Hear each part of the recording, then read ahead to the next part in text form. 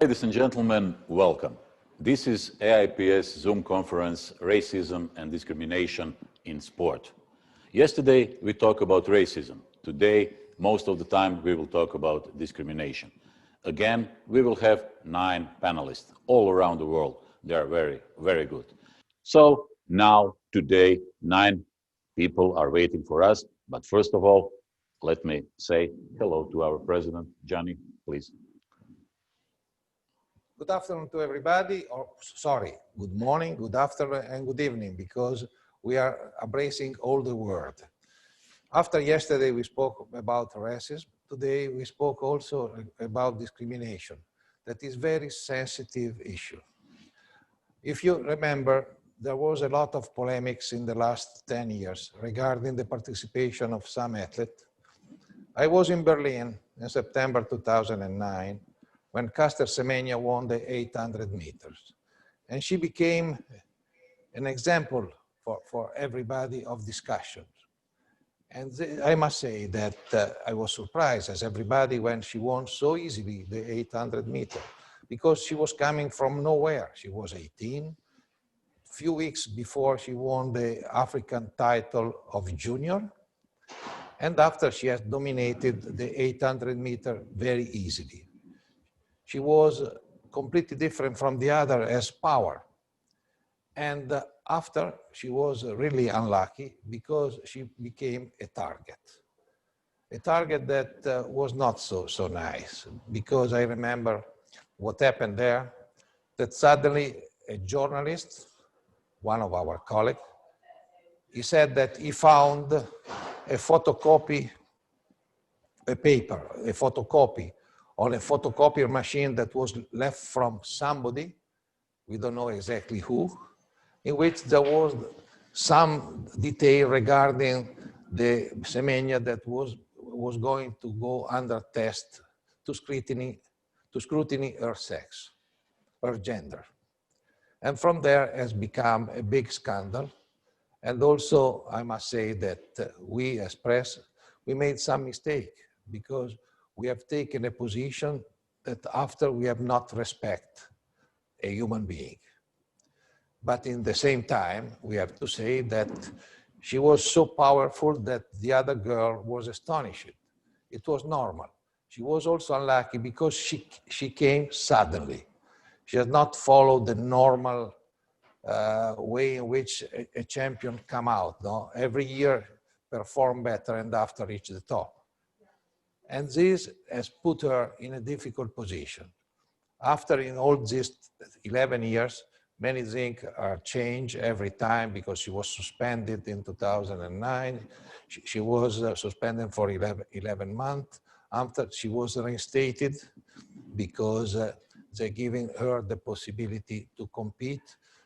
It looks that she went under a process that has helped her to downgrade her testosterone, natural testosterone. But this is still not sure, and there's still a lot of speculation about her. She wants something in the court after she lost also, and now there is the new rule of the World Athletics that says that for everybody, every girl that has such level of testosterone cannot compete from the 400 to the mile. That is also, this is a choice that is questionable. But today we will discuss about the problem of this hyperandrogenism and also the problem of the transgender. It's a very delicate matter because it involves the human rights. We are here not to put the finger against somebody, but only to try to discuss, to see if it's possible to find a solution, because we are all human beings and we must be respected. After, I want to remind you that 30 years ago, even in Tayoshini, they tried to study the problem, to find a solution, but even that time, after they give up, because even the scientists are divided on this matter. So let's hear all the people that are with us, and let's go. Thank you, Gianni. And now it is time for us to start. Our first panelist is from India. He is one of the top influencers of the sport policy in India. He is a member of IOC Athletes Commission and India's only individual Olympic medalist, gold medalist in that country, Abhinav Bindra. Mr. Bindra, welcome. Thank you. Good afternoon and good morning, good evening, everybody. It is a pleasure to be amongst you today as a member of the IOC Athletes Commission to discuss the important topics of the role of sport in the fight against racism and discrimination and the quest for gender equality. To commence, I would like to talk about the fight against racism and discrimination. In order to recognize that this is indeed a fight, we first must accept that racism and discrimination are part of each of our societies and that these inevitably find their way into sport. Concurrently, we must recognize the unique role that sport plays in our societies. Besides providing personal challenges and being a source of entertainment, sport shows us new possibilities, shapes identities, and input to culture and behavior. Sports competitions where everybody enjoys the same rights, plays by the same rules, and is rewarded and celebrated simply based on performance have a very powerful influence on global thinking.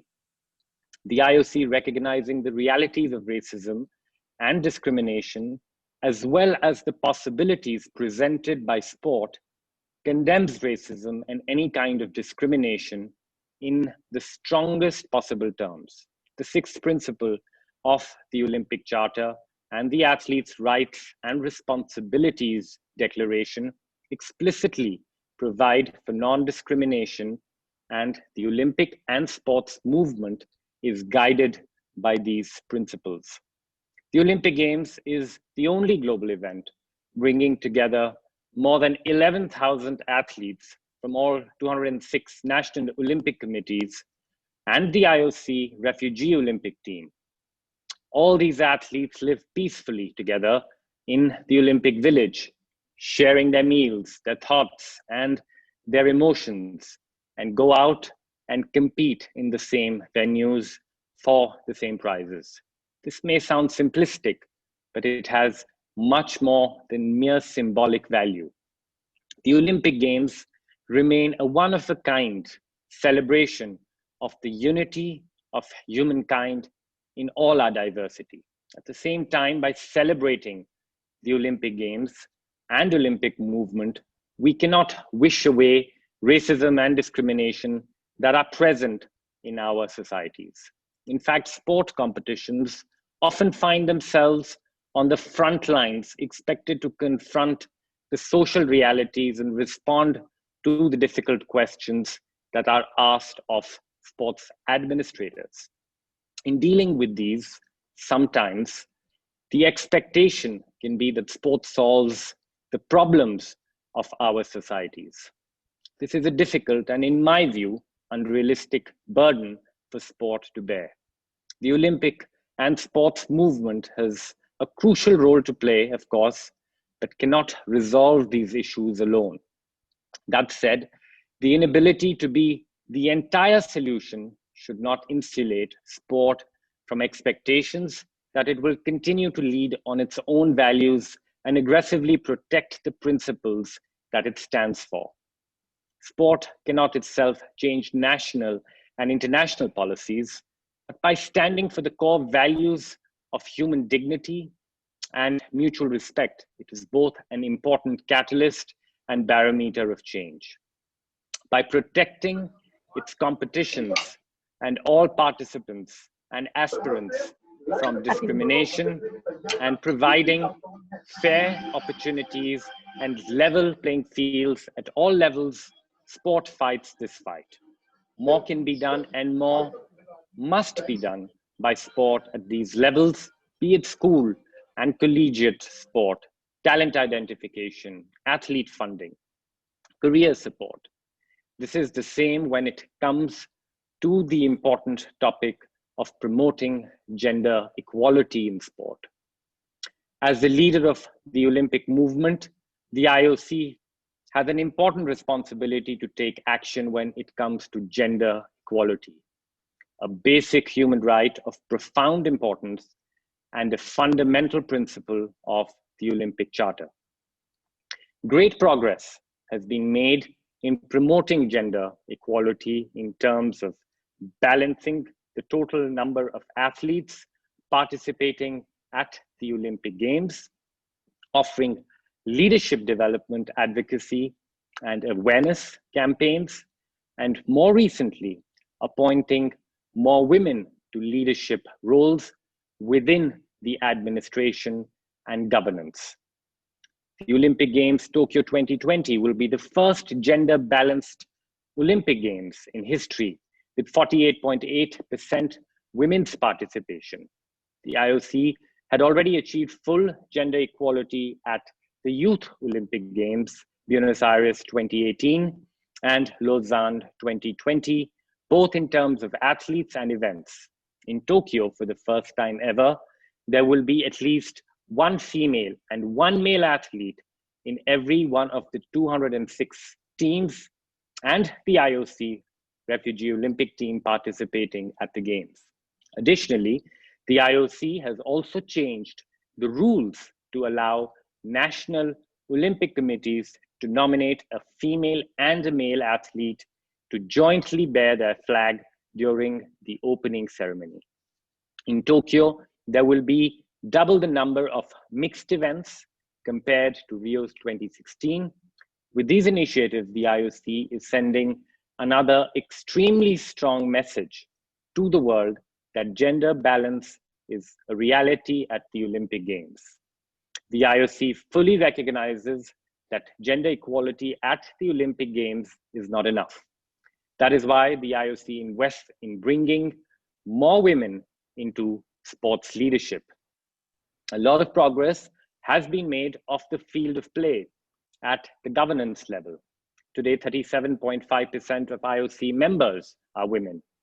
Since 2013, female participation in the IOC commissions is more than doubled. 48% of the IOC commission members are now women, and 37% of the chairs are women. As of our IOC Athletes Commission, out of the last 6 chairs and vice chairs, 5 of them have been women and only 1 man. Many Olympic movement stakeholders have also implemented significant gender equality initiatives so that girls and women around the world are being given greater access and the opportunity to participate in sport. As I am talking to you, members of the media, it's also interesting to mention that the IOC has been working on providing tools to change the opportunities for an image of women, not only on and off the field of play, but also in the media, recognizing that sports coverage is very influential in shaping norms and stereotypes of women, girls, men and boys. The IOC developed in 2018 a set of guidelines to raise awareness on gender balanced portrayal. That is how women and men are presented and described. They provide examples and best practices within the sporting context, notably in the areas of print and digital. There are still many challenges to be addressed on race, discrimination, and gender, and we must continue to learn, engage, understand, and move ahead in the pursuit of human dignity. In this pursuit, we are fortunate to have sports as our talisman and the source of our values. With the words of both caution and optimism I have already expressed, I would like to conclude by saying that the Olympic and sports movement has the broader opportunity to not only protect the destination from discrimination, but also to contribute to the journeys of those aspiring to get there. The world looks up to the Olympic and sports movement, and we have the power to inspire people and governments. This is why I am so passionate about my role as an IOC Athletes Commission member, and I look forward to continuing to work with my fellow athletes to find ways to improve ourselves and the environment around us. Thank you very much. Thank you, Mr. Bindra. It was a very interesting speech, very interesting numbers. If you can you send it to us? We will publish it for sure, because it is very, very interesting for a large sum of people. But now we are going further.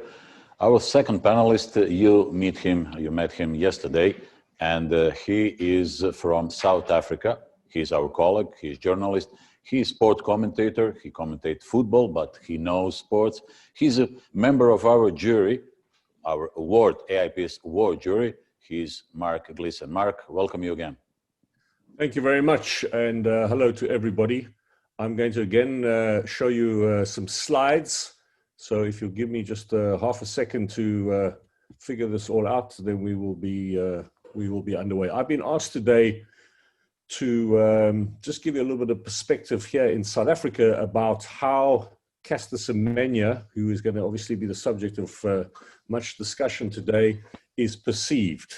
And I do so without any comment or any opinion of my own, but this is just a short perspective of the perception of Semenya in her home country. So as you can see already from the slide, and can I just confirm with you guys, you are seeing the slide and not my ugly face? Yes, we are. Okay. So Caster is very much here in South Africa, our girl, our lady, our champion, our gold medalist. The view in this country is almost unequivocally 100% behind her, not only from a public perception, but also very much in the media, very much from the government. She has strong government backing, and she enjoys a fair amount of corporate support as well. Sorry, I went one too quick. Right, press coverage. There is a lot of press coverage of Semenya and her battles, in particular recently, those legal battles that she's had. There's been a lot of coverage, obviously, of her achievements too at World Championships, as Gianni said, making that impact in Berlin in 2009, and then of course going on to be so strong in Rio. This newspaper article is in fact from this Sunday. Now, there's not been much in the way of Semenya news over the last couple of months, save for the last Swiss court case being upheld against her, the decision being upheld against her, but it is not unusual to see a column almost on a weekly basis in a South African newspaper dealing with the matter, and the press in this country is almost unequivocally in support of her. I've not read any counter arguments or any argument in favor of the measures that have been taken against her at all in the South African paper. I don't know if this is complete bias or a very strong sense of nationalism, or whether there just genuinely is no one who believes that the treatment she has received is fair. So the press coverage in South Africa of Semenya is really, really strong. Moving along, government support. She has massive government support. In fact, they regularly send out statements. This is a copy of a statement from the Sports and Recreation Department. I'm sorry, it's a bit small, but if you go onto their website, South African Sports and Recreation Department, and you go through their press releases, you will see whenever something happens re Semenya, there is a unequivocally very strong statement of support issued by the government. So at the highest level, she enjoys the backing of not only the South African public, but very much the government as well. Corporate backing is also very strong for her. She enjoys some very nice sponsorships in this country, some Some very lucrative ones, I'm sure, and some very distinguished blue chip companies. And I think it's quite interesting given that usually the corporate world is very reluctant to associate itself with an athlete who's covered in controversy, and particularly in a sensitive a controversy as Semenya is covered in. Yet corporates in this country find her a great attraction, and she certainly endorses a lot of products in the domestic market. This is a picture of her, by the way, visiting the South African women's football team when they were playing at the World Cup in France, which was last year, 2019. And I think Semenya's visit got as much coverage as some of the games itself. The public perception in this country is that the world is picking on her, that she is a victim of plots, that there is definitely an agenda against Africans succeeding, particularly an African woman. This is very much how the public perceive the whole Semenya case. And what's also very interesting is that South Africa, like many other African countries, is a fairly conservative society, particularly on issues like homosexuality, transgenders, etc. But in this particular case, the society has a rather surprisingly enlightened view of her. And despite her self-pronounced sexuality, she's certainly not shunned at all in that particular sphere, when this society here, not that long ago, used to shun people, homosexual people in particular. So that's been very interesting to see how society the Semenya case has actually brought society along and modernized a lot of the thinking. So that, ladies and gentlemen, is just a little bit of background on South Africa and our girl Caster Semenya and how she's perceived in this country. And it's a great concern to the majority of South Africans that we might not ever get to see her running again.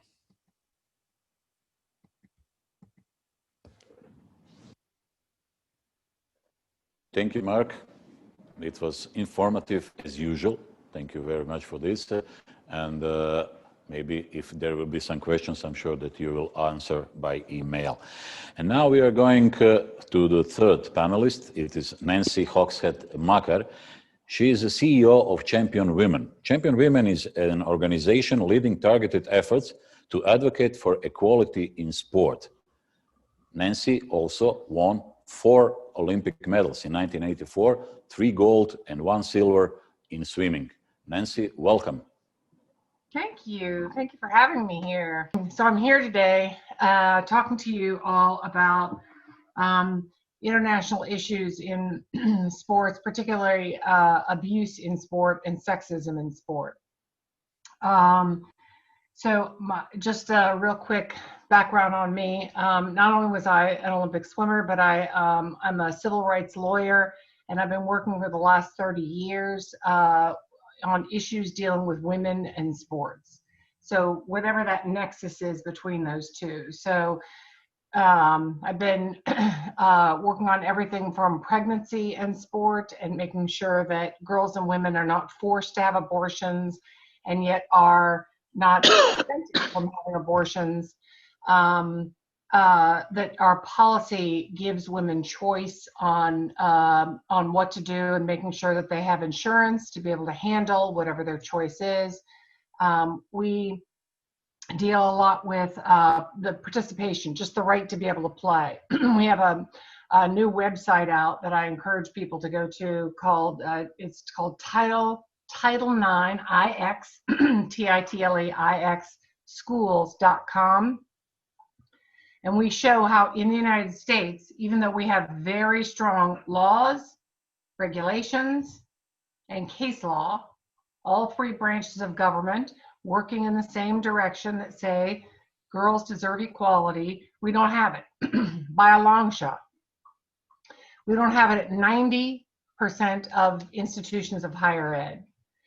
It's impossible for a woman to get away from the sexism in sport. It's in every level of sport. So if it's in higher ed, it's at junior colleges, divisions 1, 2, 3, at the very most expensive sports where they've got tons of money, the parts of sports where they have very, very little money. It's in all four corners of the United States. It's all over the country. And so we're on an aggressive program right now to try to address that. One of the main things, the reason why I'm here talking with you all today, is this issue of sexual abuse in sport. I would have thought that 10 years ago, when I got involved in this issue of sexual abuse in sport in the Olympic movement, I had been working on it with schools here in the United States for many years, that it would have been much easier. I would have thought that you would have explained how bad the situation was, what are the risks of harm to girls and women, how to resolve that, and that I would have been able to move on with my career. I deeply underestimated the depth of the sexism out there and the entrenchment of sports organizations not wanting to take this on, not wanting to deal with it. In part, I can appreciate just them, sports organizations not wanting to deal with it, because pedophiles and people who are in power want to stay in power, and they want to be given every reasonable doubt. They want to be given all of the presumptions, and they don't want any presumption to be going to the athlete. So we've heard in all these numbers of ways of how the athlete's voice is diminished and how the athlete, whatever it is that they want to say. But when it comes to sexual abuse, it is the one area that let me get into a little bit more carefully. There are a number of ways that throughout society that we typically take care of, particularly children and abuse. There are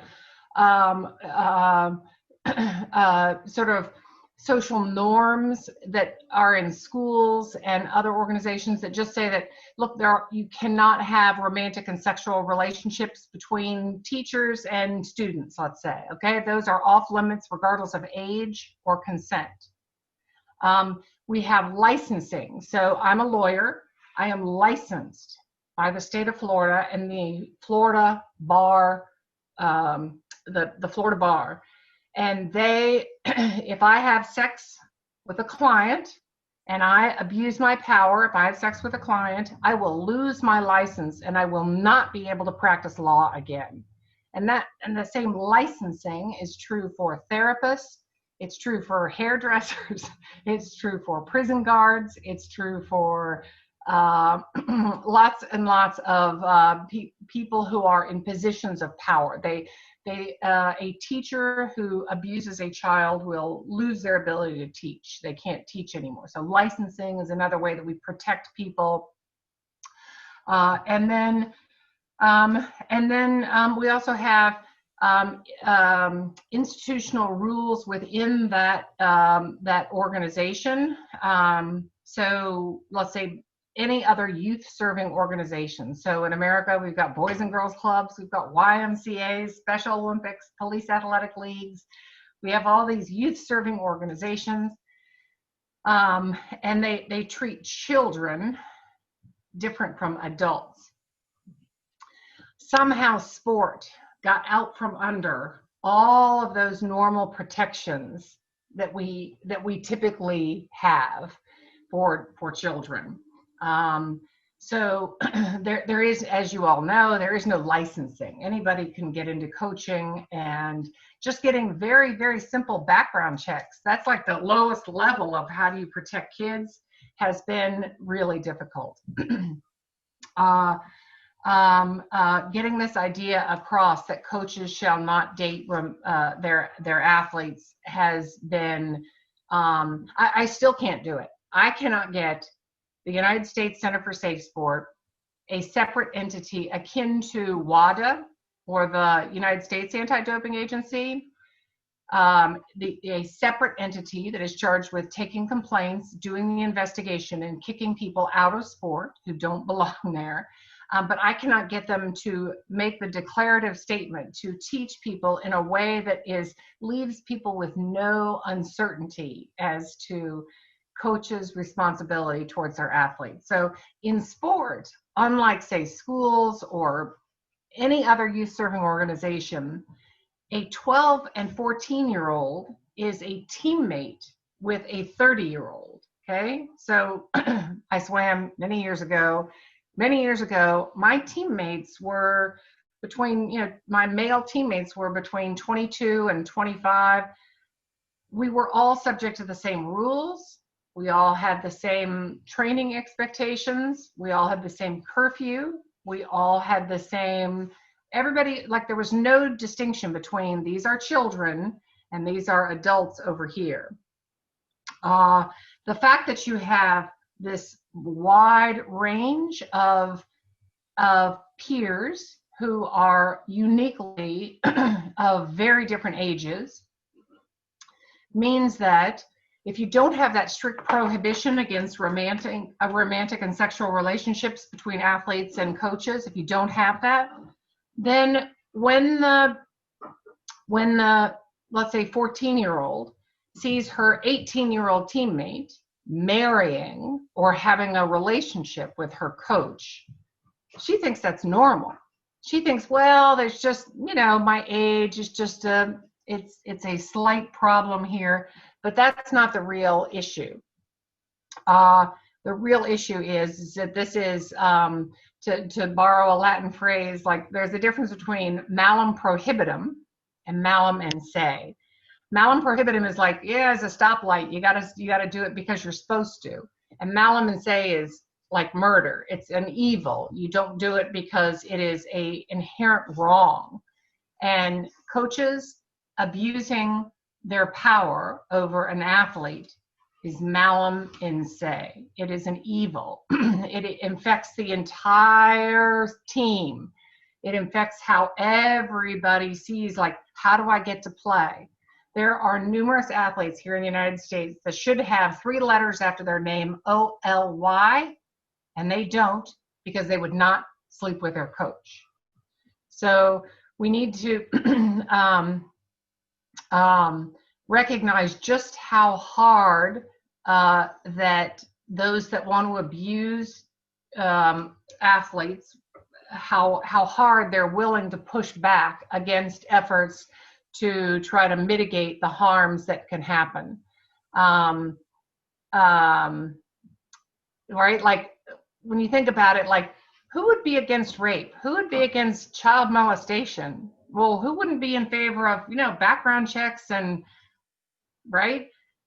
But United States Swimming, the organization I grew up under, actually changed the parameters for background checks to make sure that their favorite coaches were able to get through. I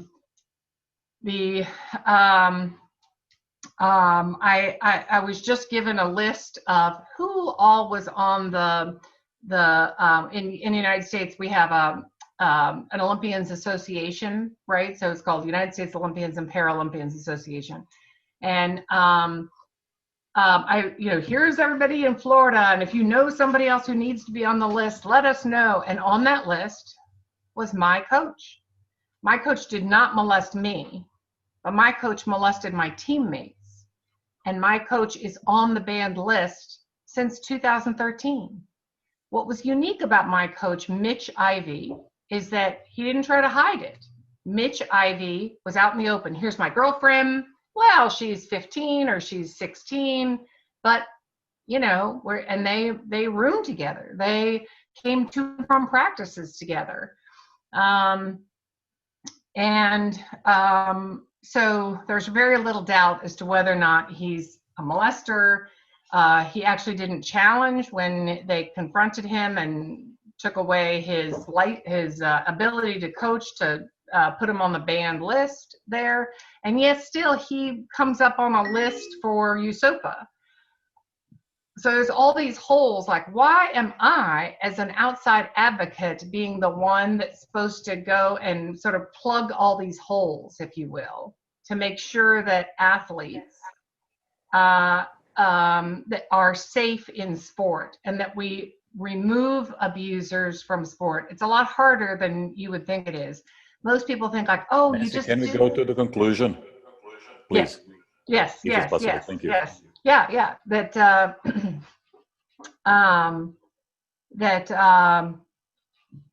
The different types of sexism that occur in sport take ongoing efforts, and don't dismiss or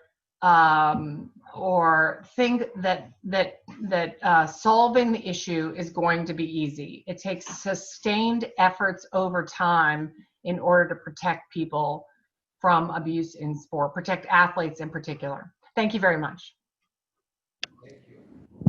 Thank you, Nancy. And I must say that we have 9 panelists today. 3 have already heard, but Thank you, more to Nancy. go. When we started this conference, we started with submissions, and there were over 550 submissions from over 110 countries from all over the world. I'm sure that one of the reasons was our next panelist, Miss Tayoshini Mitra. She is an Indian athletes' rights activist, scholar, and documentary filmmaker, but she is also one of the 10 experts on Caster Semenya case. So, please, Mrs. Tayoshini Mitra, this is your time. Thank you. Thank you so much. Before I thank you, I must add that I don't like being called Mrs. Mitra. Anyways, thank you so much for introducing me, and thank you to everyone at AIPS, especially Mr. Gianni Maldo and everyone else, Barbara, Maria, everyone who has been helping. And also thank you to Saba Nayakan for connecting me to Mr. Maldo. I have a presentation which is going to be, I would like to see the first slide.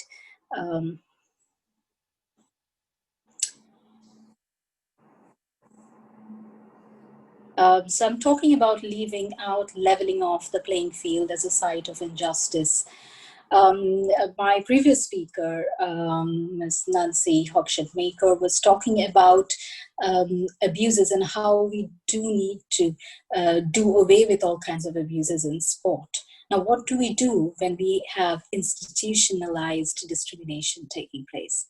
That's what I'm going to talk about today. My next slide, please.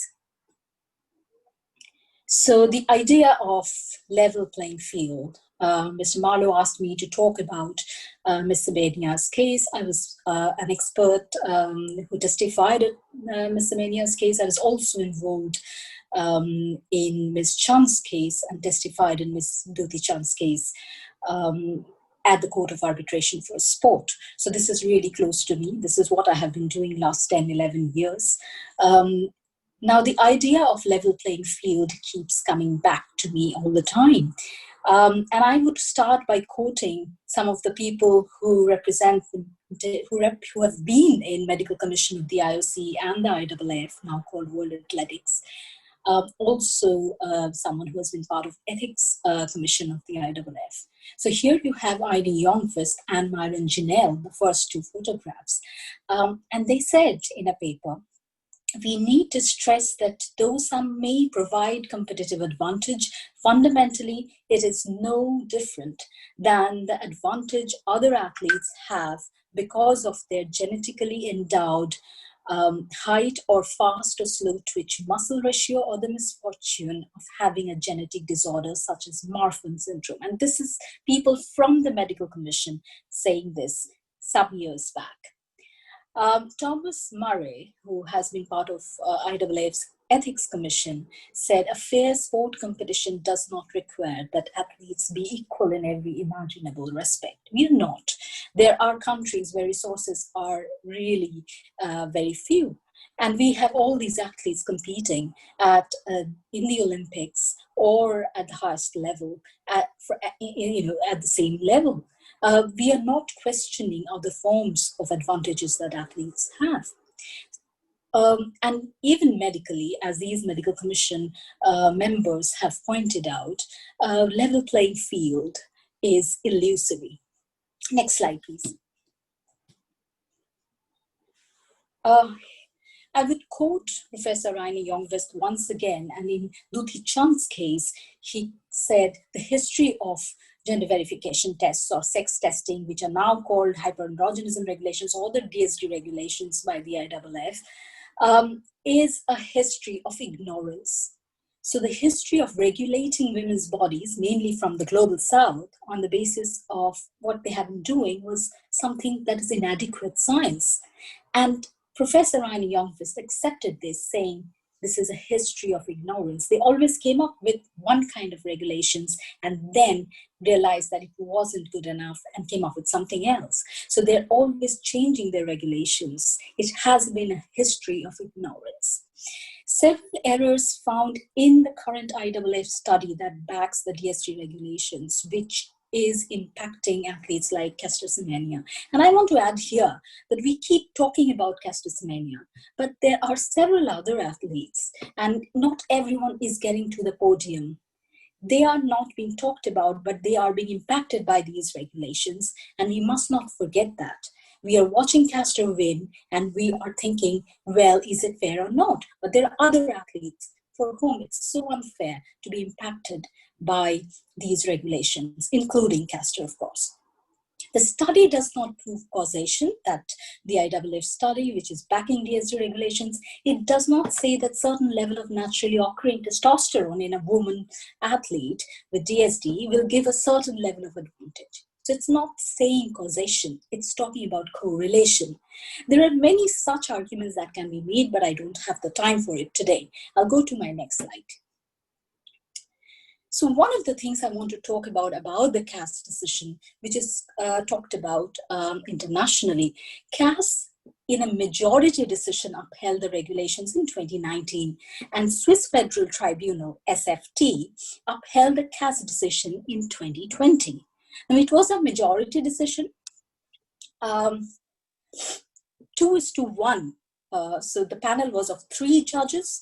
The third and dissenting judge's arguments and opinion does not appear in the CAS decision and were not considered by the Swiss Federal Tribunal when they gave their decision.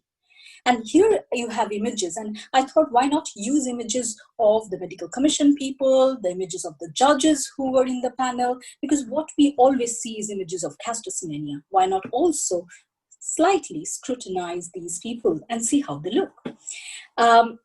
That's a joke. Panel of 3 judges included Hans Natter. Dr. Hans Natter was appointed by the IAAF, now called World Athletics. Honorable Dr. Annabel Bennett was the president of the panel, and we had Honorable Justice Hugh L. Fraser appointed by Semenya's team and Athletics South Africa.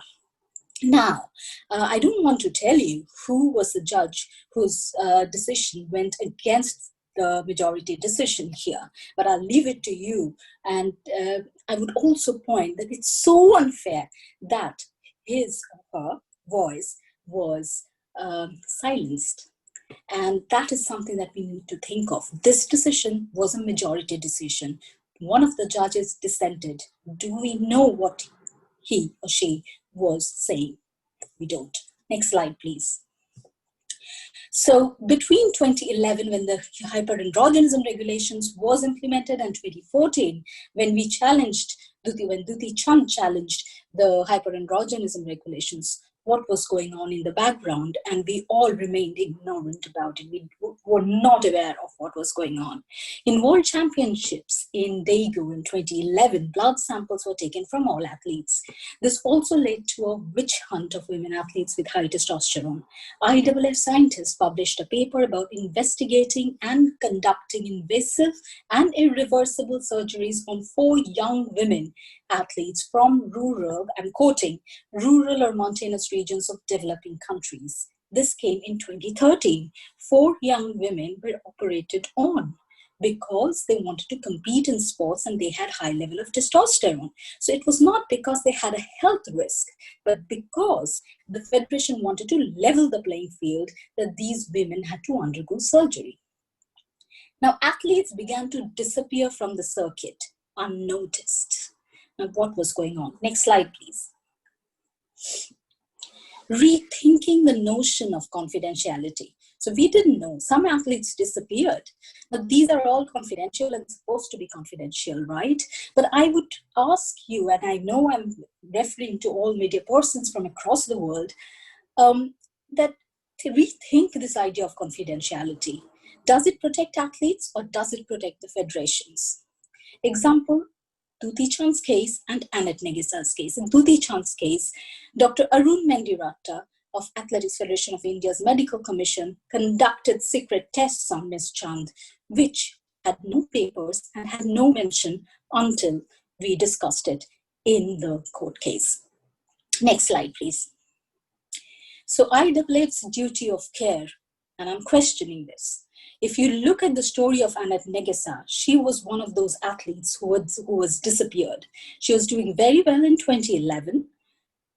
In 2012, she was about to go to the Olympics. That's when she was stopped because her samples, most likely from Daegu, where suddenly came into notice, and she was stopped from competing at the Olympics, and then she disappeared for 7 years. In 2019, when I got in touch with her, she was building some cattle shed in interior Uganda. Ms. Negesa came forward and kind of talked about what she went through. She was assessed in Nice by doctors who were associated to the IAAF. Then she was advised to take medical steps. In Uganda, she underwent a surgery without informed consent, without clear understanding of what was going on. And she needed hormone therapy for all her life. She needed estrogen supplements for her life, which was never told to her for those 7 years until now. She's now moved to Germany after she actually spoke to an ARD documentary made by Hayo Sepult, Olga Cirilenko, and Edmund Willison in 2019. After that, she moved to Germany because it was really tough for her to be in Uganda, where you would know that the laws are not very friendly to people from sexual minority groups. Next slide, please. So World Medical Association condemns the DSG regulations of the IAAF and says and asks physicians across the world not to help implement that regulations. Next slide, please. And you have the UN as well, asking federations to revise, review, or revoke these regulations. Next slide, please. And yet, the IAAF, the World Athletics, in their press release, boasts about care and compassion, which they believe they have been applying in implementing these regulations. Well, Dutee Chand's case, in Dutee Chand's judgment, CAS did say that the IAAF was implementing these regulations with care and compassion. I was surprised because Dr. Mendiratta's story was already there in front of CAS panel. But at the same time, Annette Negesa's story wasn't. So all these judgments, including the SFT judgment, which came recently, came without information, about much detailed information about these athletes who disappeared after their rights were violated, after they were forced to undergo surgery, just because they wanted to compete in sports. And next slide, please. So I will end my talk here. I don't know if I have any more time, but I can come back to you if you have any questions. At the end, I would like to say two things. One is what Ms. Donna Di Verona said yesterday about the international language of sport and how she felt privileged as an elite athlete to be able to access that language, that international language of sport. And what are we doing when we are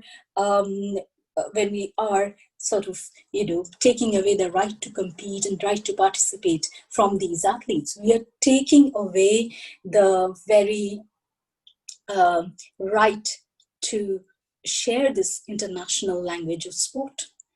And I know that what I'm saying is not what is going to happen today. But if I'm writing for tomorrow, so be it. sports needs to be safer. And for that, all these athletes need to feel safe. And that is not what is happening at this point. We need to fight this institutionalized discrimination right now. Thank you. Thank you. This was very, very good. And you already mentioned her, and like you know that she is after you, Donna De Varona. Donna, you were mentioned. What have you say? Well, I know that this is a very complicated issue when it comes to gender identification, transgender, and intersex. And I think that there has to be more research done. I think we've been saying that for a very long time. I know in the United States, this issue has become very polarized.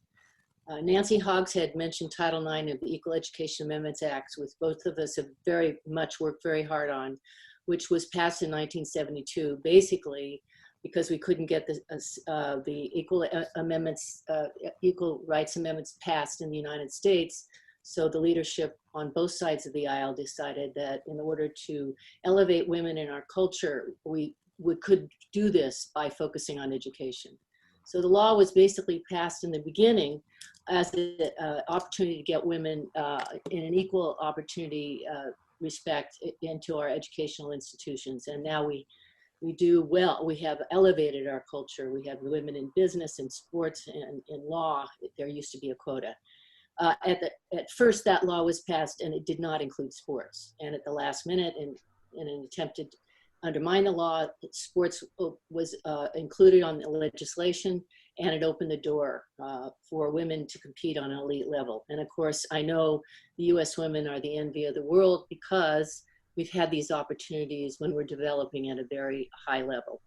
Those of us that have been on the trenches of this war, this battle, and we have it all the time, as Nancy mentioned, because most schools are not in compliance, have a big commitment to leveling the playing field for everyone. As a member of the IOC Women in Sport Commission, out of that commission has come the opportunity and the pressure and to provide parity for women on the field of play. And because of the leadership with Thomas Bach and the Athletes Commission, we have achieved that, and we're focusing now on many more issues as it relates to off the field of play and how we portray women. So let's get to the transgender issue and equal opportunity. Yesterday I mentioned I competed in the 1960 Olympics. I've been around a long time, and I think longevity has its advantages because there's been a lot of work to be done.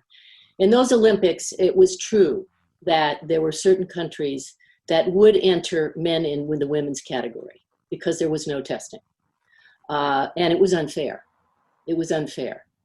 And the IOC came back and we had gender testing that was abolished along the way.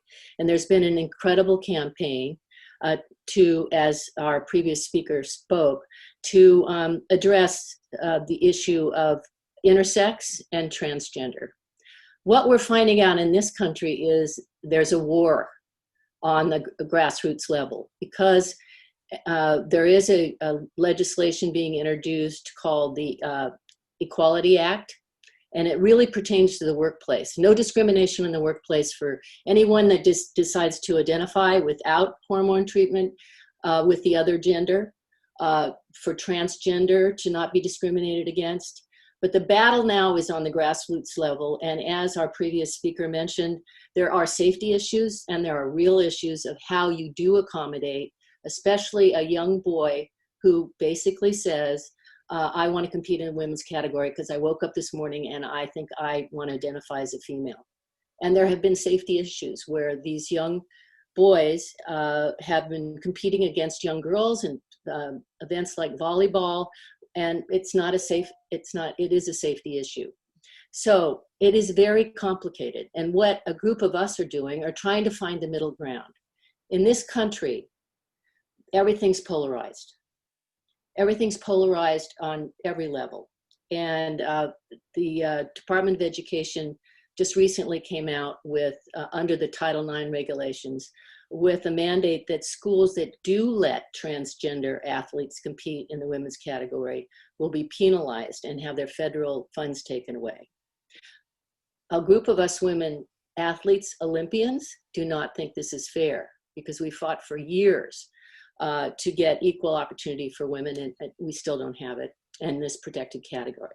So why can't we expand? Why can't we look at this thing and really look at the science and what testosterone does and what sex-linked advantages are?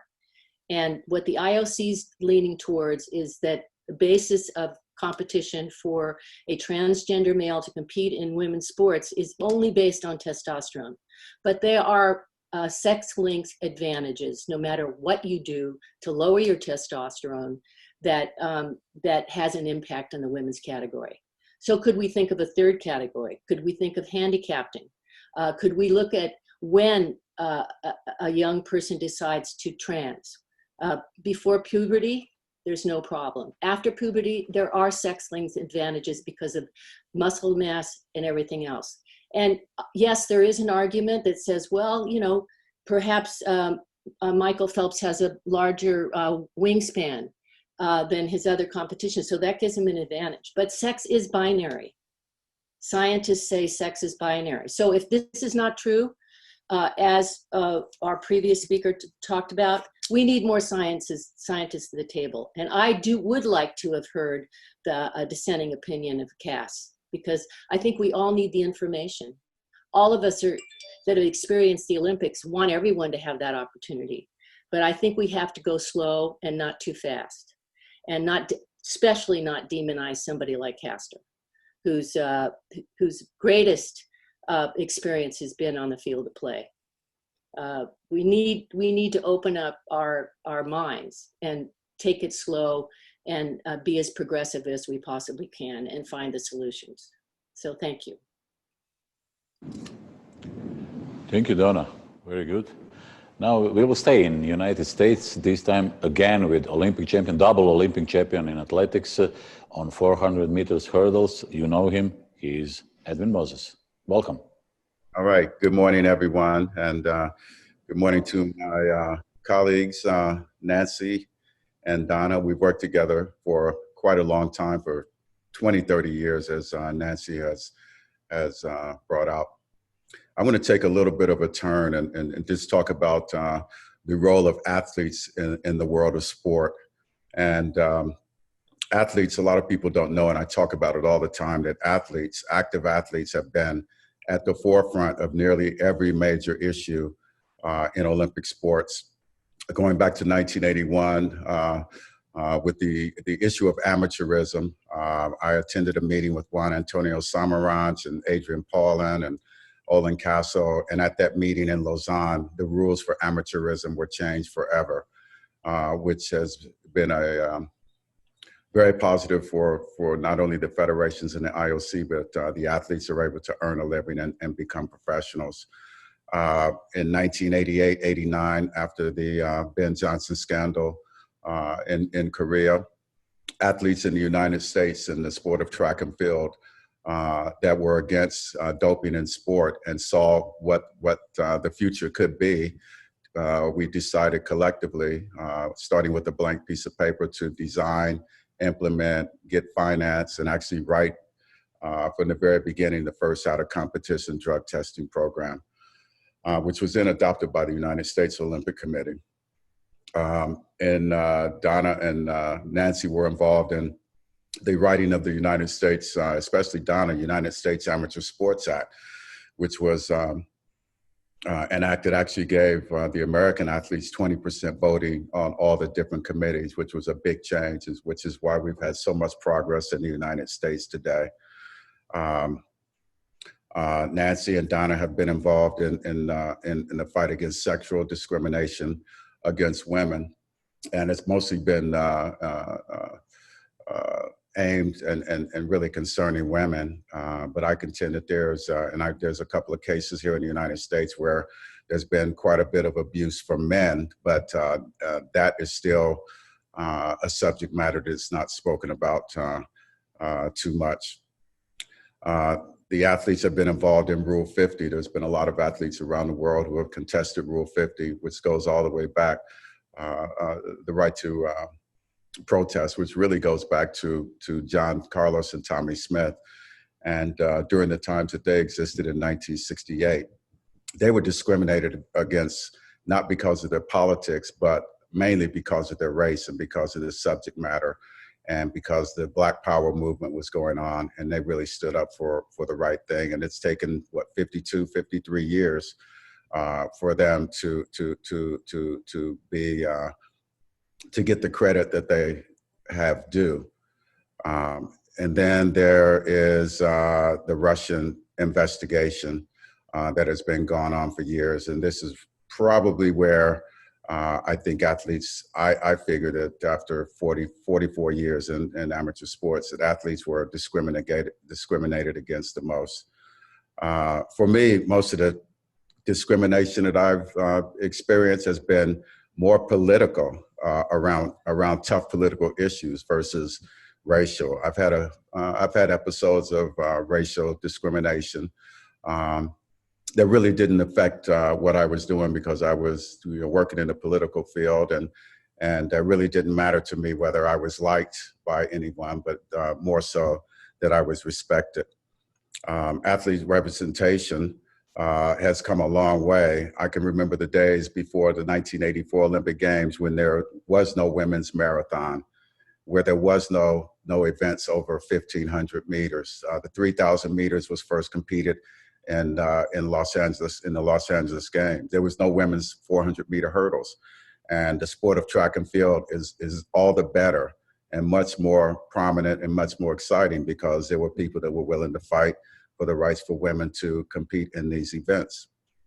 So overall, there's been a history of discrimination. I think even today, there's discrimination from independent voices from athletes all over the world, notwithstanding the fact that we have IOC athletes committees and international federation committees and United States Olympic advisory committees. But there are plenty of athletes around the world that could contribute and are smart enough and have the experience to contribute in every aspect of sports.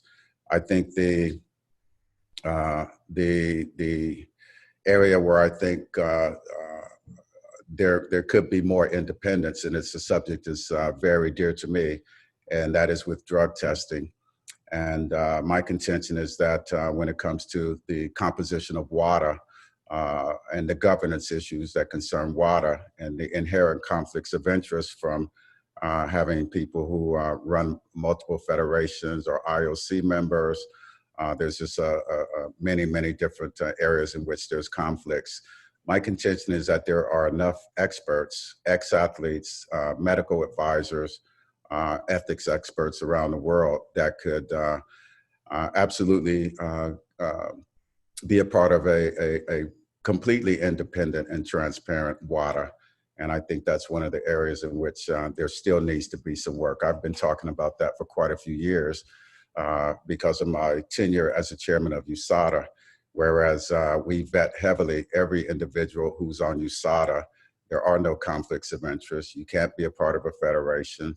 You can't be a voting member of any sport that we have to conduct testing for. And so for that reason, when we come to decisions, and we've come to some very tough decisions concerning the Lance Armstrong and just a tremendous amount of cases going back, we are able to make an objective decision. And with respect to WADA, I think until WADA gets to the point where there is a completely independent and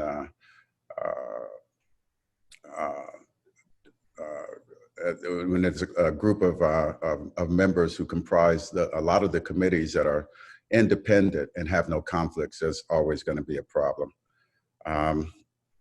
So my whole experience has been like Donna and like Nancy. We've been the squeaky wheels for a long, long time, and we've been independent on working for the inside and the outside for a long, long time. But it's our passion for sports that we love, and we see the issues that are out there, and notwithstanding that, we are the ones who tend to find a political way or try to find a solution for some of these issues, just like they're doing with the intersex issue and specifically the abuse of young female athletes. But I do think that there are a lot of men out there who have gone through this type of trauma.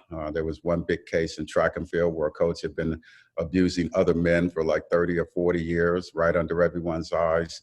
And there was some reporting about that, but then the news quietly went away. So I think that's another area in which there's a lot of work to do. And you know, throughout my whole career, I've been involved in a lot of tough and tedious issues.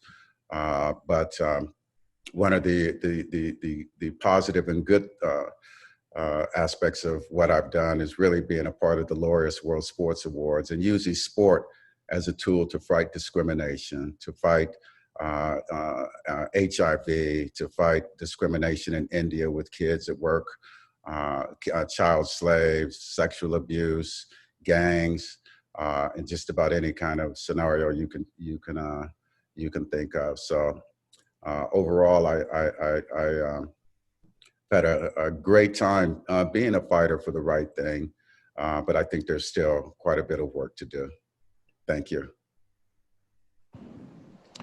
Thank you, Mr. Moses. This was very, very good. And now, after 4 Olympic champions, we are going back to journalism and journalists. First of them is Badreddin Drisi. He's editor-in-chief Al-Muntakab from Morocco. Welcome. Merci, Monsieur le Président. Bonjour à tout le monde. Très honoré d'intervenir après tous ces icônes du sport mondial. Mon intervention sera en langue arabe. Donc, je tiens à remercier infiniment nos amis les traducteurs de cette conférence. Salam alaikum wa rahmatullahi ta'ala wa barakatuh. الزميل العزيز جياني ميلو رئيس الاتحاد الدولي للصحافة الرياضية، زميلاتي زملائي الإعلاميين الرياضيين المشاركين في هذه الندوة العلمية المنظمة عن بعد. بداية أنقل لكم تحيات زملائكم الإعلاميين الرياضيين المغاربة والعرب، وأغتنمها فرصة لأثني غاية الثناء على مكونات الاتحاد الدولي للصحافة الرياضية التي انخرطت في زمن الجائحة في سلسلة من الندوات التفاعلية التي تتناول بالنقاش العلمي الهادف والهادئ أكثر القضايا استئثارا بالاهتمام في مشهدنا الرياضي العالمي. وأجدد لكم شكري على اختيار شخصي المتواضع لأكون بين المتحدثين في هذه الندوة التي تتصدى لظاهرة لا تقل خطورة وتهديدا لأمننا الرياضي عن كل الظواهر المشينة والمعيبة بل والهدامة التي تستوطن سرحنا الرياضي. لن نختلف ونحن نرصد ما يسود اليوم المشهد الرياضي العالمي من مظاهر سلوكية هدامة ومنبوذة، على أن العنصرية والتمييز بمختلف تمظهراته هما أكثر هذه الظواهر مدعاة للقلق وأكثرها حاجة لتحرك عالمي يحول دون استفحالهما، فهما معا تضربان في الصميم كل القيم الإنسانية التي انتصرت لها الرياضة منذ قرن ونصف من الزمان. وبرغم أننا كعرب وكأفارقة نظهر في بؤرة العنصرية والتمييز كضحايا فعليين أو مفترضين لأفعال عنصرية لا كجنات، بالنظر لما يستهدف رياضيين وبخاصة منهم من ينتقلون بعيدا عن أوطانهم ليكملوا مسارهم الرياضي بقارة غير قارتهم من حملات عنصرية مقيتة ومن تعبيرات وممارسات تمييزية عرقية وجنسية ولغوية ودينية في مدرجات الملاعب وفوق البساط الأخضر وفي الغرف المغلقة وفي المنابر الصحفية التي تفوح منها رائحة القذارة العنصرية.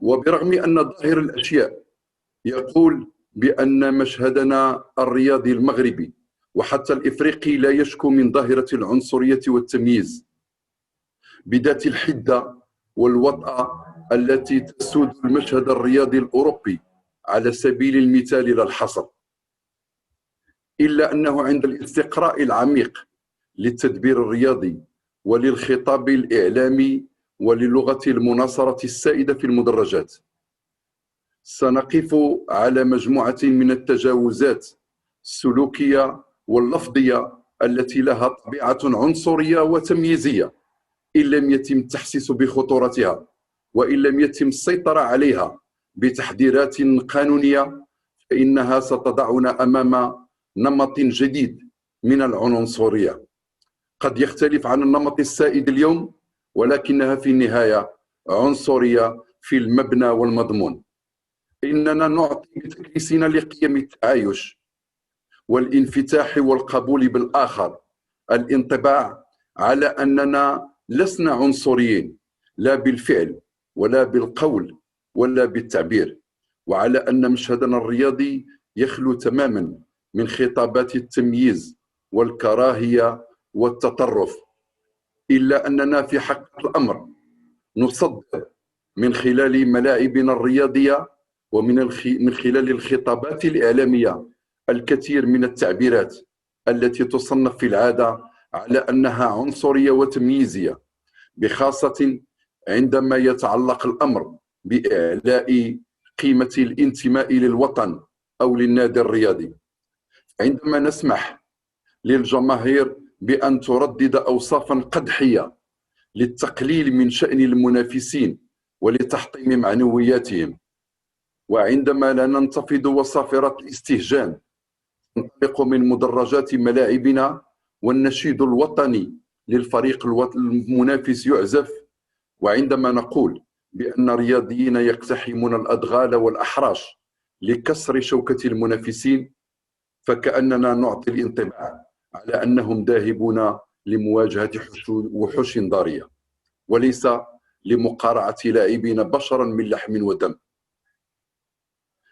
وعندما لا ننتبه لما تمرره الجماهير في أناشيدها من عبارات تمييزية إما دينية أو لغوية أو لونية أو جسدية، فإننا نسمح للعنصرية بأن تستوطن مشهدنا الرياضي وتحطم القيم النبيلة والرفيعة للرياضة الواحدة بعد الأخرى، وإزاء ذلك وجب أن نرفع درجة اليقظة. إننا ننحاز للتعبئة التي يشهدها العالم في حربه ضد العنصرية والتمييز، ونقف على خط واحد مع كل القوى الحية لمواجهة خطرها المستشري. وبحكم أننا كأفارقة وعرب أكثر المتضررين من العنصرية ومن التمييز ومن النظرة الدونية التي تتفجر من سلوكات الآخرين من خطاباتهم التنقيصية ومن نرجسيتهم الوقحة ومن تضييقهم المقيت على الحريات الدينية لرياضينا، فإننا أكثر من يدعو العائلة الرياضية العالمية إلى تجفيف منابع العنصرية والتطرف والمعاملة الدونية. وبالقدر ذاته فإن المعركة التي نخوضها كعرب وكأفارقة ضد كل المظاهر السلبية للتمييز العرقي والديني واللغوي التي تقطع في المشهد الرياضي العالمي هي نفسها المعركة التي يجب أن نخوضها كعرب وكأفارقة لكي لا ننتقل من وضعية الضاحية إلى وضعية الجاني والمذنب. والقصد هنا أن لا نصاب بالعدوى، أن نراقب خطابنا الإعلامي فنمنع عنه كل جنوح للتطرف أو للتمييز تحت أي ظرف. لا يكفي أن نستنكر العنصرية قولا، ولا يكفي أن نناهض بالتعبير الجاف التمييز بمختلف أشكاله، ولكن يجب أن نفتح النقاش لنعرف من أين تأتينا هذه العنصرية وبأي شكل تأتينا وكيف ندفعها عن بيتنا الرياضي.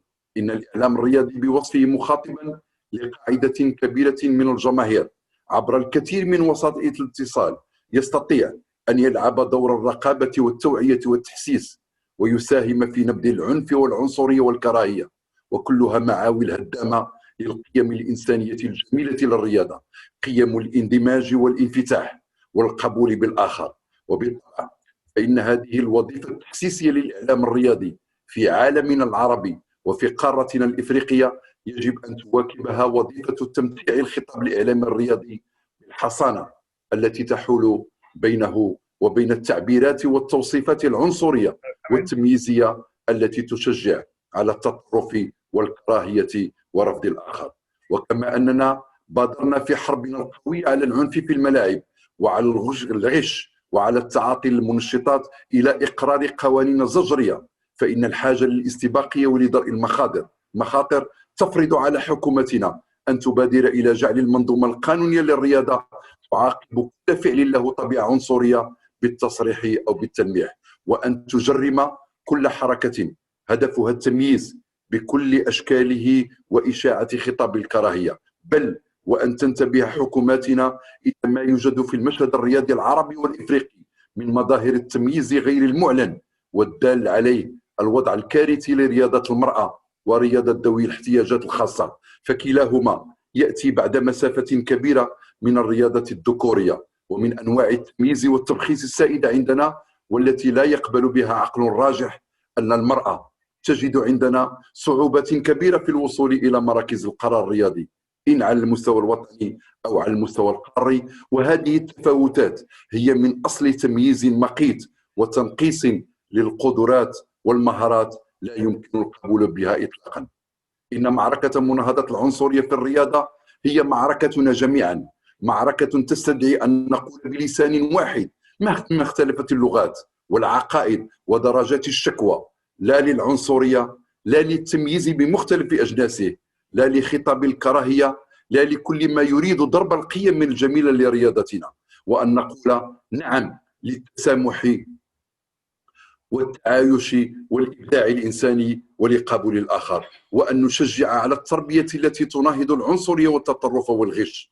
ولا أشك في أن الاتحاد الدولي للصحافة الرياضية سيمثل الجسر الذي يعبره كل الإعلاميين في كل القارات ليقف على هضبة واحدة للدفاع عن المبادئ السامية والإنسانية التي تأسست عليها الرياضة، فكانت بها أداة للاندماج وللوحدة وللتكافل الإنساني. الرياضة التي أبدعت في تعميم ملاعب الفرجة على كل القارات وجعلت من العالم عالما واحدا يتنافس هواء واحدا ويتحدث لغة واحدة، لغة العشق والوناه، وينشد نشيدا واحدا، نشيد الأمل الذي تزدهي به الحياة. الرياضة التي يستحيل أن تعيش في مستنقع العنصرية وفي مزابل التمييز. شكرا لحسن إصغائكم. Merci beaucoup. Now we are staying in our journalistic terms, now in journalistic media. We are now with Pier Bergonzi, Deputy Editor-in-Chief, La Gazzetta dello Sport, not far away. We are in Milano and he is also. So, Pier, welcome. Hello everybody. First of all, thank you very much to my friend, the President Gianni Merlo, and to you, Jura Otsmek, our General Secretary. And many thanks to all the panelists. The seminary up to now was very, very interesting. When we say that the sport is a metaphor of life, we make just a simplification, just a simplification. Sport is part of life, it's life. Sport speaks a popular and universal language. Sport can be the powerful vehicle of a message.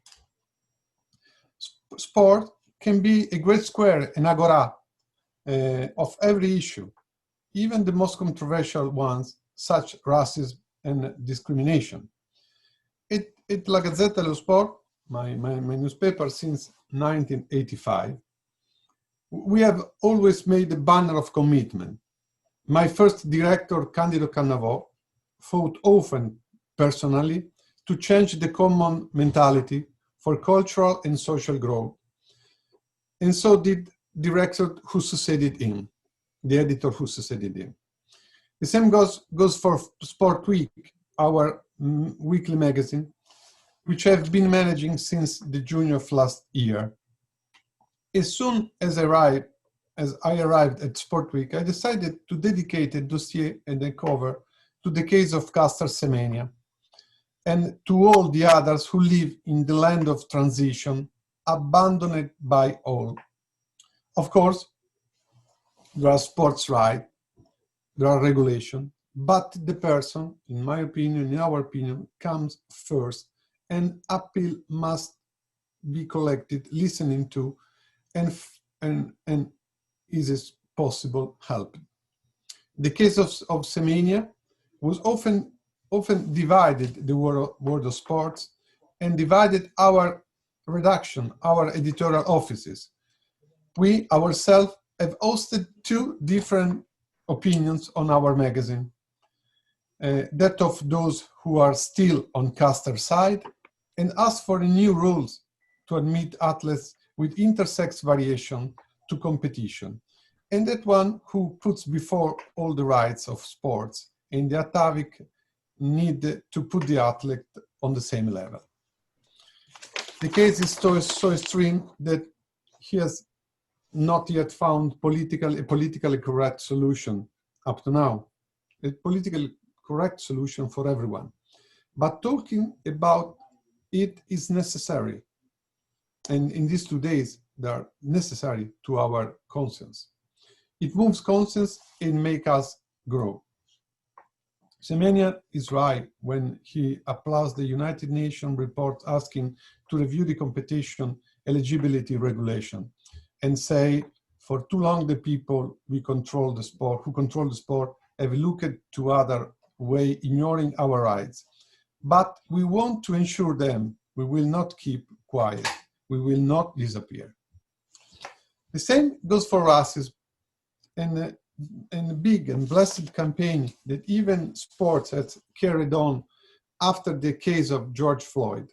Above all, emerged a personality so big like Lewis Hamilton, the number one in Formula One, increasing frontman of commitment, more and more leader of courage. On Sport Week, we have dedicated cover to this issue with the black fist rising against the sky. Was Lewis Hamilton to post this fist on his social.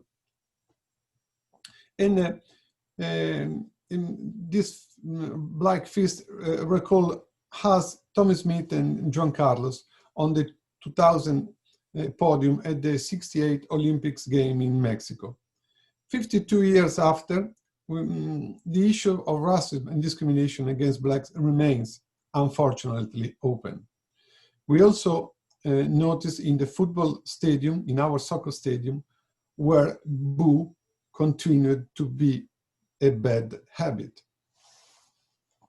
This is why it's important to support the world-class players like Lewis Hamilton, the new global leader like Muhammad Ali, who helping to form new consciousness.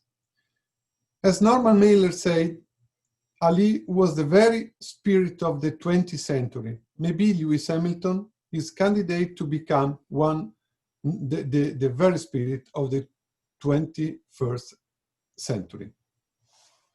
Thank you very much. Very good, thank you. And now we are going again to one editor-in-chief, this time in Spain. This is editor-in-chief of Marca, Juan Ignacio Gallardo. Juan, welcome. Buenas tardes, decía desde España, queridos colegas periodistas. Buenas tardes, presidente Gianni Merlo y el resto de compañeros de la AIPS. Quiero felicitaros por esta iniciativa contra el racismo y la discriminación en el deporte, muy necesaria en una sociedad que no consigue vencer de forma contundente esta lacra. Nosotros, los medios de comunicación, somos una herramienta muy importante para transmitir valores y modelos apropiados de conducta. No podemos fallar en esa responsabilidad. Somos un altavoz importante y tenemos que ser firmes y severos a la hora de condenar cualquier episodio de racismo o discriminación. En los últimos tiempos hemos visto cómo ha respondido el mundo del deporte a los brotes racistas que han ocurrido en Estados Unidos.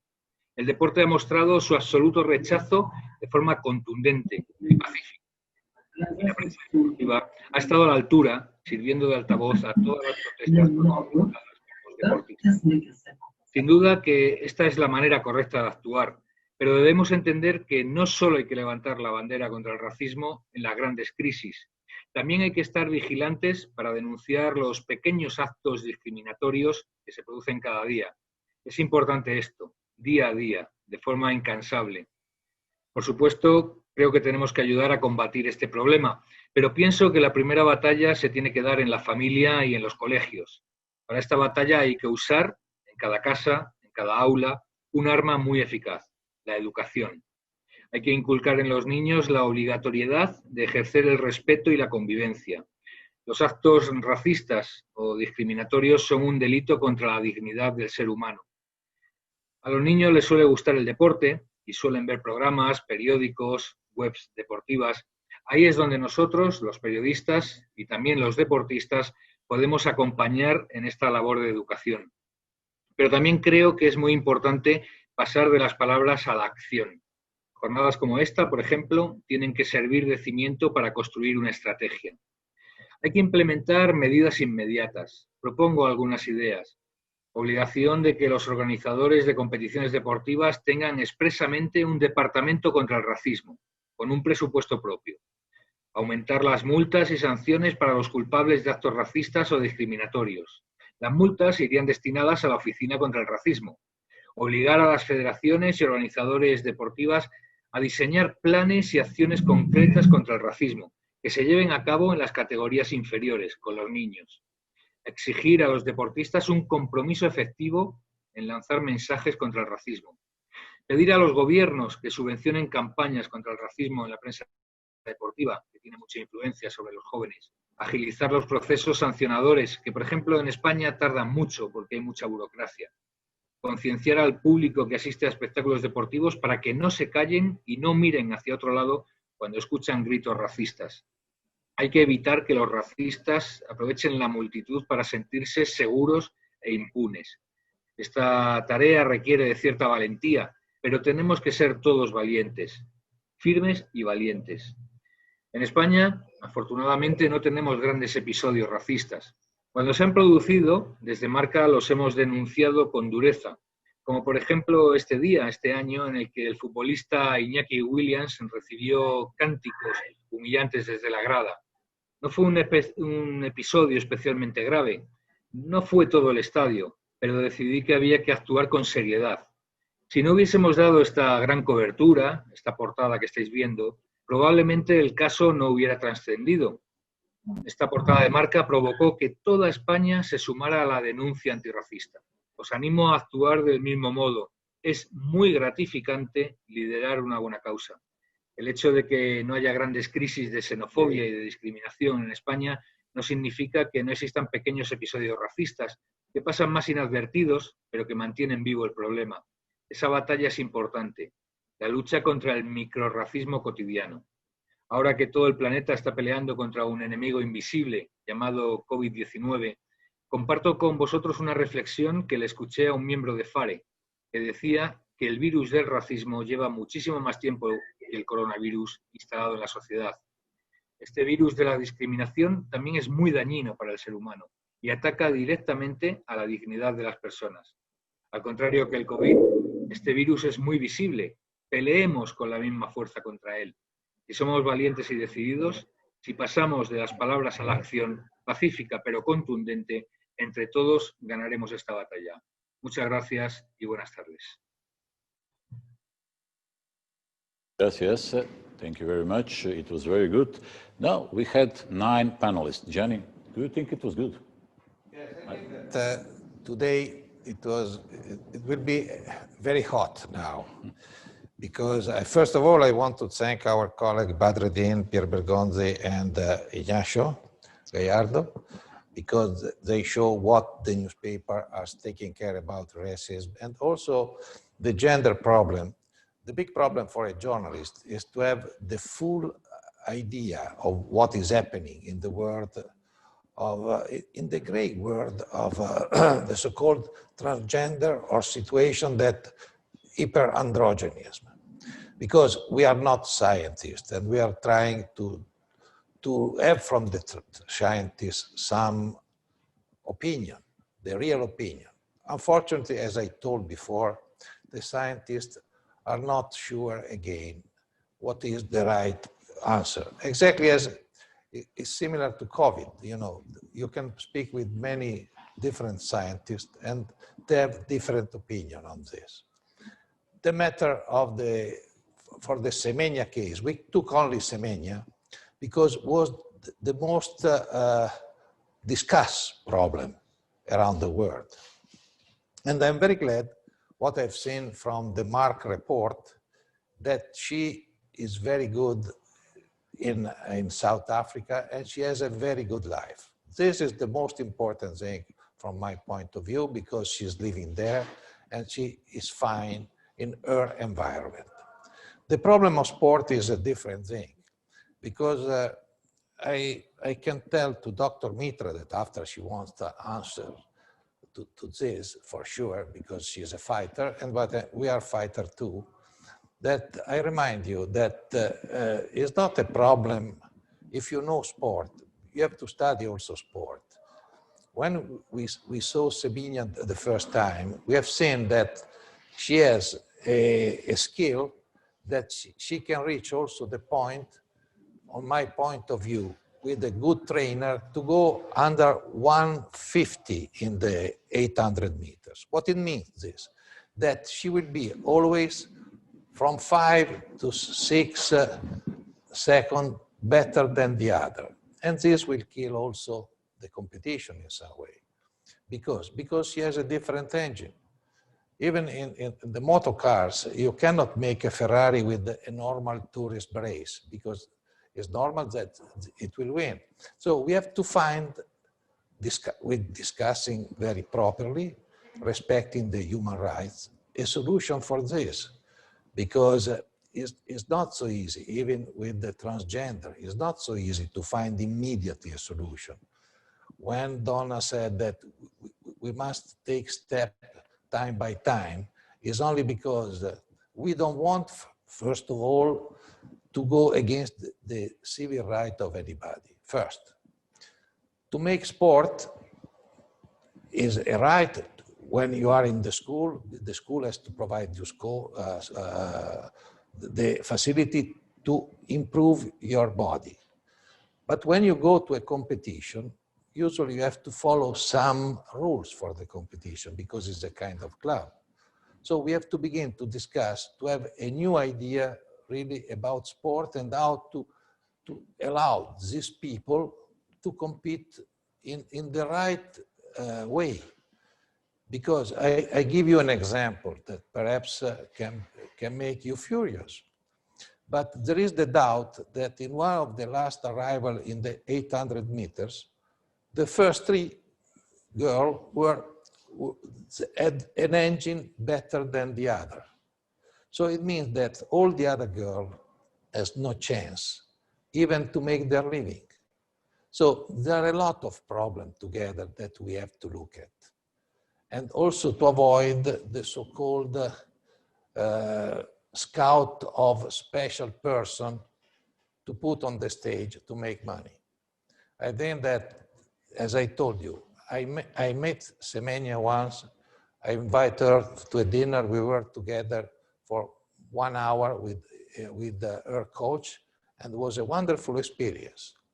We talked about the life, about what were their feeling, and also that her first choice in sport was boxing, because she wants to fight.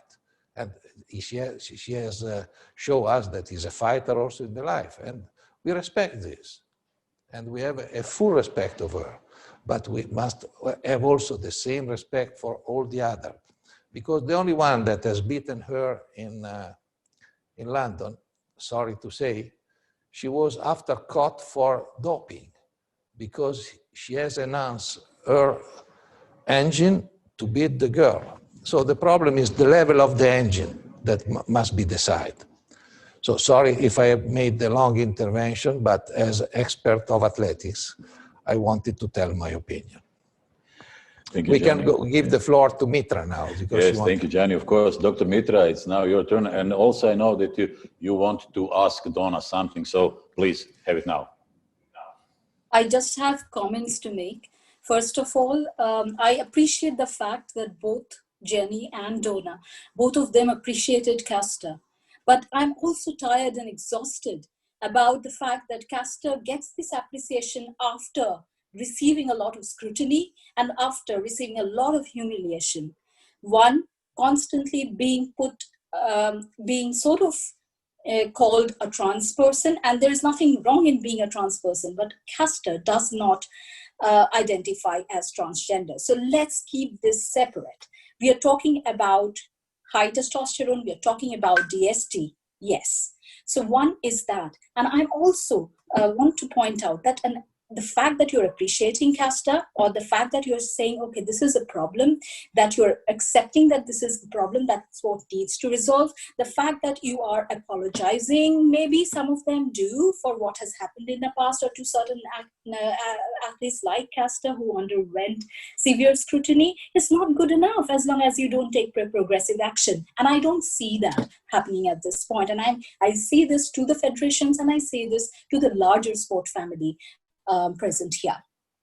And as I really respect Donna De Verona and all the work that she has done. I looked up to her as a young activist. But I would like to say a few things.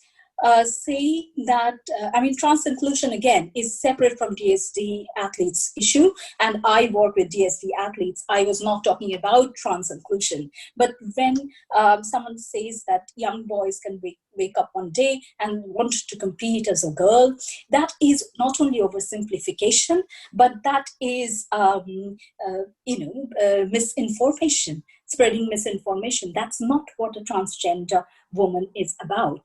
Number one. The other thing that I wanted to add here is this constant emphasis on science. We need to look at this as a human rights problem. I talked about Annette Negesa. Let's forget Castor. Castor is just one champion you have in the podium. There are so many other athletes impacted by these regulations. We cannot forget them. They're not becoming champions, but they are being forced to undergo medical steps if they want to continue in their favorite events. Why? This is a human rights issue. We cannot look at it as a science issue and scientists have the answer. No, it is about real humans, especially women from the global south. And you cannot talk about science. You cannot talk about other things, and cannot just focus on the podium. It is about safety, and it is about safety of women, especially those from the global south. I think I should leave it at that because I don't want to take the entire time, but I really wanted to add this to the discussion that was going on. And yes, protected class, women as a protected class in sport. Well, we are a separate category. Women have done so well. I have been an athlete myself, not track and field, but a badminton player myself. So I'm not speaking just as an activist. I have been in sport. And protected class, when we say protected class, when the federations talk about protected class, it's not what we, makes sense to me. We are a separate category. We women are strong enough to protect ourselves. We don't need these federations to protect ourselves. Thank you. Yes, I thank you very, very much, Dr. Mitra. I call you doctor, so there is no problem, Miss or Mrs., no? And I appreciate a lot what you're saying, but I want to focus only on one problem that is very important, because I think many girls, unfortunately, went under medication treatment to lower their testosterone in the last 20 years. It was good that the news came not out, because we have to look at the privacy of every person. But the problem is that I ask you, if all these girls will be allowed in this situation with a better engine than the other to compete with the girl that has a level of testosterone lower, for the girl with the lower testosterone, there will be no chance. And they have also the right to be heard because I think that we have to find the balance now, not to criminalize anybody, because even the journalists are very often criticized and insulted by the lawyer or by other people, because they said, no, sometimes we are the people that are the target. So this is part of the game and we accept it. But I think that we have also to begin to understand that in sport we have to find new solutions, because problems that 30 years ago were hidden under the table now came out. Because in the past there was also men that has competed as women, that after we discovered that Olympic champion, after they pass away, they discovered that were men. So there are situations that we must look very carefully, and we must all together to work, to have idea, because sometimes we want to defend every right, not only the right of a minority, but the right of everybody. We have to save the right of the minority, because in some cases it's a minority of people that they were born in this way, and we have to accept this, because they are human beings with the brain, with the heart, exactly as us. Another thing is we can perform.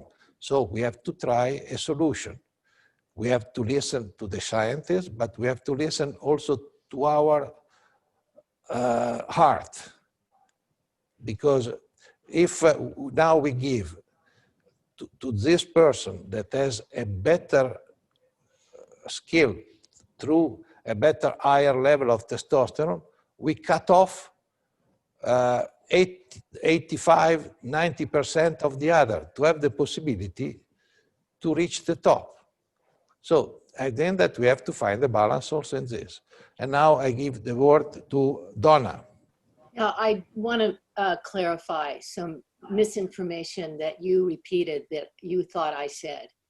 And it's not misinformation when I said that in my state, it is allowed for a young boy to wake up in the morning and declare his sex gender has changed and he is a young girl, and he has been allowed in our state to compete in the women's category. And what that does is discourage young girls from competing, and colleges are recruiting these individuals because we do have a law that you cannot discriminate in the workplace against gender or sexual identity or transgender. And I have not mixed up those categories. I am a committed humanitarian civil rights person. I have worked my life to open up the door for women to participate in one of the most important global gatherings. I hear your passion, and I want you to hear mine and respect what I'm saying. I see you shaking your head no when Johnny talks. I'm not shaking my head no at you. I'm listening to you, and we are all listening. I have watched what happened with East German women when they were pumped with steroids so they could defeat all our women in swimming. I was a commentator when our women were excoriated for being bad sports and when they were competing against these women that were tools for a political agenda. Those women have come forth and said, I was manipulated, it was unfair. They not only lost their country, they lost their dignity and their health. So there's a bigger picture here. When you say, don't just look at the scientist, listen to me, I'm a civil rights lawyer, I'm a humanitarian. Well, I'm a humanitarian, and what the East German did to those women is a cautionary tale. And we can go down that slippery slope. You talked about those women that underwent operations. I'm not advocating for that, but we do have to understand the dynamics here. Intersex is different, yes, than transgender. And sex is binary. That's the truth. So I'm coming back to you in a very passionate way. I have an open mind. I want you to have one too. Thank you. Still with us, we have a question for you from our people who are on email, only on email. So Chibu will read it. Chibu, please. Okay, this question is to Donna. It says, you suggest we should go slow in developing gender regulations. wouldn't it be fairer to allow those who identify as women to compete as women right now, until and unless there is persuasive evidence that they have an unfair advantage, instead of excluding and persecuting those who may look and live differently? There is no clear evidence that they enjoy an unfair advantage right now. As Anne Lundquist has said, there has been a long history of ignorance. Shouldn't the sports community take the lead in overcoming such ignorance? There is clear evidence that testosterone levels, when added to an individual, and I'm not talking about intersex, I'm talking about when athletes, we have drug testing for a reason. The US,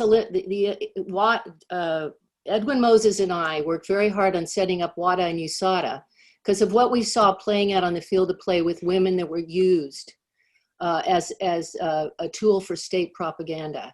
You add testosterone to a normal female's body, and she is going to have an advantage. The same way with Lance Armstrong, who, yes, medically he was able to take testosterone to top off his performances, but he used it and he defeated everybody in his category. So, and in many cases, the sports community is only looking at testosterone levels. They're not looking at the advantage, the sex-linked advantage that you have because sex is binary. And I think that that question is naive. I think that we do have to go slow and we do have to be fair, and we can come up ways to handicap. We can come up with separate categories. There is no discrimination in our country against somebody in the workplace, no matter how they identify as gender, whether they go through hormone treatment or not. And as a group of women athletes, we do not suggest or mandate that anyone should have to alter their hormone levels. It's up to them. The truth is that elite sport is discriminatory. It's discriminatory on how you're born with talent. It's discriminatory, it has rules. Participation in sport, however, is another issue on all other levels. Thank you, Donna. This was great. There is Mitra that wants to tell something. Mitra, you want to tell something, please? For the passionate speeches from both of you. In response to what I said, when I noted when Gianni was speaking was the example that he gave about an athlete who after death was found to be a man. If he was talking about Stella Walsh, then it is unfair to call that person a man. There was a variation. And this is the time when this came out that it was called Stella is a fella. But we know, people who have done research on this area know that it was about another intersex variation. So it would be unfair to call Stella Walsh, if he was talking about Stella Walsh, a man. And that's why I was nodding, because it's really, especially because there is an international audience, it's important that we refer to what we are saying, because we are talking about real humans here. And as far as the American, this particular state where the trans concern that you had about Ms. Donna De Verona, I would say that I was actually thinking of athletes from Africa and Asia, a lot of whom I work with. I wasn't really thinking in terms of United States of America specifically, and also because there is an international audience here. So I was speaking for athletes in Africa and Asia impacted by the DSD regulations, not trans regulations. Thank you. Thank you, Dr. Mitra. And now we have a question for Nancy Hogshead. Please, Chibu, can you read it? Okay, here's a question. It says, how do you think about the place of women with high testosterone within your commitment to safeguarding? Are they also in need of safeguarding, in your own view? Yes, excellent question. And I'd like to sort of segment out this idea that somehow either transgender or people with high testosterone, people born with DSDs, are somehow unsafe, that they are not safe for other women to be around. My remarks earlier were dealing with sexual abuse. I just want to make clear that that's not what I'm talking about when I talk about making sports safe. Both Donna and I have devoted much of our professional careers to creating opportunities for girls and women in sports. We have a separate category for women in sports, which is not unlike the different categories that we create for sport in the Paralympics. So we have one category that has to do with somebody who is a certain level of let's say a single amputee. We have another category for a double amputee. So we have this category for women in sports that is for half the population, a little over half the population. And all of the biological, all of the scientific reasons as to why we sex segregate is crucial to maintain. In elite sport in particular, there are two graphs. There is the men's graph of how they perform and compete, and then there is the women's graph of how they perform and compete. There's no overlapping graphs. There may be overlapping graphs with specific individuals, their height, their weight, their whatever.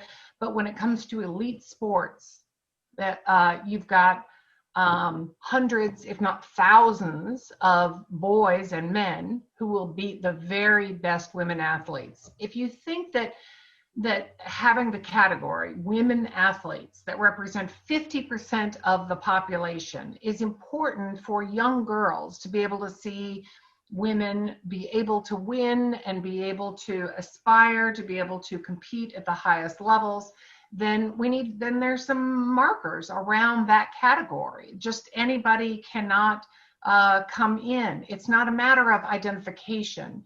As Donna Deverona said earlier, when it comes to employment, there's no reason to discriminate. When it comes to public housing or banking or voting or marriage or families, there's no reason to discriminate whatsoever. But as we say, I've been saying this long before this issue came up. People would ask me all the time, why don't we just have one team and we just see who makes it? And the answer is that if you want to give women equal educational opportunities, if you want to give them equal opportunities to participate, you need to give them their own team. Thank you very much. Thank you, Nancy. And now we finished. But before I give the final word to Tayoshini Mitra, I will remind you that there are still chances for you to submit to AIPS Sport Award. We extended our deadline until November 9. So in video, in audio, in written, or in photography, you can send your submission till November 9. Gianni, your final word. Yes, now I was looking also on the phone to some WhatsApp group and so on. Also, there was a group of our young reporters that are very tough, sometimes in judging what we say and what we think. It is normal. The young people has to have new idea, and it's up to them to change the future. And I think that they are correct when they said that they are not minor acts in racism. Racism is always something that must be condemned not only for minor, but it is an attitude of the mind that we have to change. It's something that is inside, unfortunately, the mankind, because people, as we told yesterday, are always thinking that racism is only black and white. No, racism is in our city, in our village.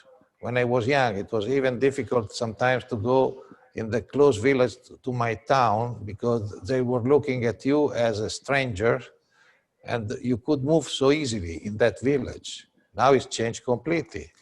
But it happened in every country, in everywhere. But there is only one way to beat racism, and the way is the culture. and the education. We have to educate the people, to give them the culture, to give them the possibility to understand what it means to work together, to live together, to build together a better future. Because especially now that there is so difficult economical problem around the world, we are in a big danger now.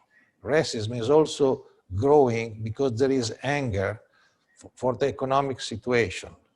And when there is economical situation very bad, racism is rising.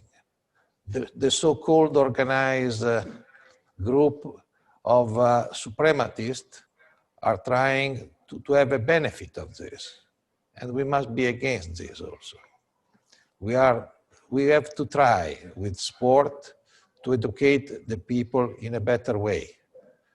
As Bedreddin says, we have to stop the ultras. We have to stop the idea that a fan can say also stupid things in the stadia. And we have to help the people to grow. Exactly as we must help the people to grow when we judge something, as in the Semenya case, and in other cases that will come, because Semenya was only more popular, because she came in the right moment and she came from nowhere. And so it was a star that has completely attracted the attention of everybody. She was unlucky, but as I told before, she was lucky that now she has a better life than before, from the village from where she was coming. And this is the most important thing, because sport can change the life of many of us, of millions of us. Let's defend the principle, the educational principle of sport, and let's continue to work together even when we have different opinions. So thank you very much for this today marathon. And my hope is that we will have other marathons in the future, because the discussion must be always open and open to everybody. Thank you to everybody. Goodbye.